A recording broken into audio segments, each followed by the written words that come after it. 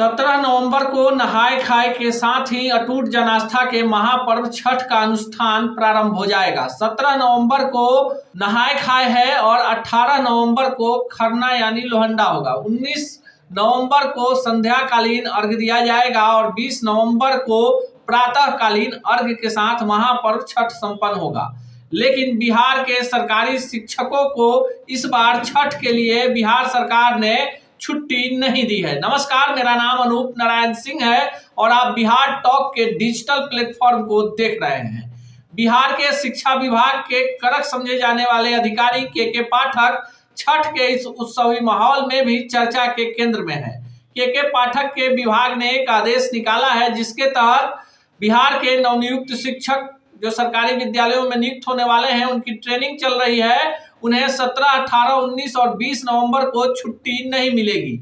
हालांकि सरकारी विद्यालयों में पढ़ने वाले छात्रों को 17 से लेकर 20 नवंबर तक छठ की छुट्टी दे दी गई है, पर शिक्षकों की छुट्टियां कैंसिल कर दी गई है। यह पहली बार नहीं है कि के पाठक ने जब से विभाग की कमान संभाली है तब से पर्व त्योहारों के समय छुट्टियों में कटौती की गई है। इसको लेकर पहले भी कई बार सरकार और विपक्ष आमने सामने आ चुके हैं। रक्षाबंधन के दिन बिहार में तमाम सरकारी विद्यालयों को सरकारी आदेश के बाद खोला गया था। तमाम सरकारी शिक्षक के पाठक के डर और शिक्षा विभाग के आदेश के तहत रक्षाबंधन के दिन अपने अपने विद्यालयों में ससमय यानी समय से उपस्थित थे, पर एक भी छात्र रक्षाबंधन के दिन सरकारी विद्यालयों में नहीं आया।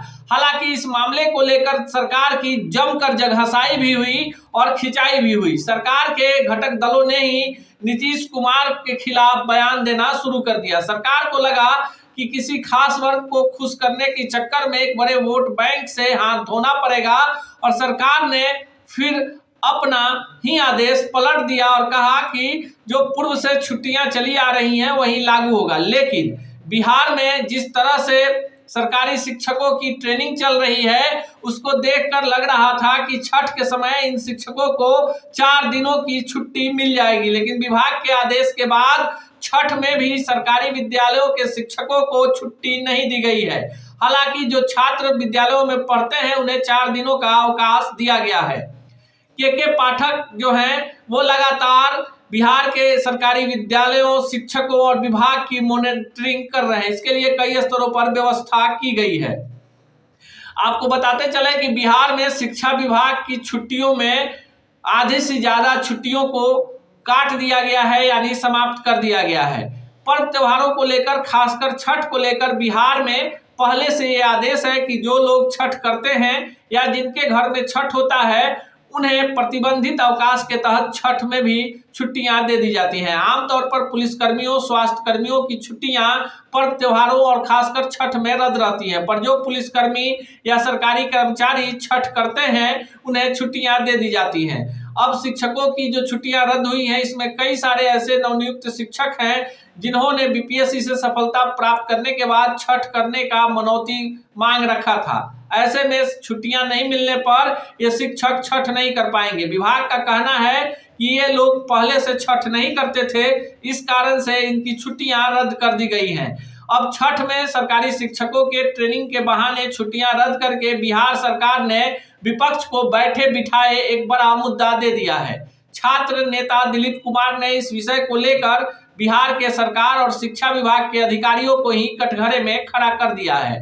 बिहार में इन दिनों शिक्षा विभाग को चुस्त दुरुस्त करने के लिए के पाठक की अगुवाई में नीतीश कुमार के आदेश के बाद कई सारे बड़ी परिवर्तन किए गए हैं। विद्यालयों में नए शिक्षकों की नियुक्ति हुई है जो छठ के बाद से अपने अलॉट विद्यालयों में जाकर योगदान देने लगेंगे। फिलहाल उनकी ट्रेनिंग चल रही है और इसी ट्रेनिंग के बहाने छठ में सरकारी शिक्षकों की छुट्टियां रद्द कर दी गई है। अब यह देखना खास होगा कि विपक्ष इस मुद्दे को किस तरह से आम जनता के बीच भुनाने की कोशिश करता है।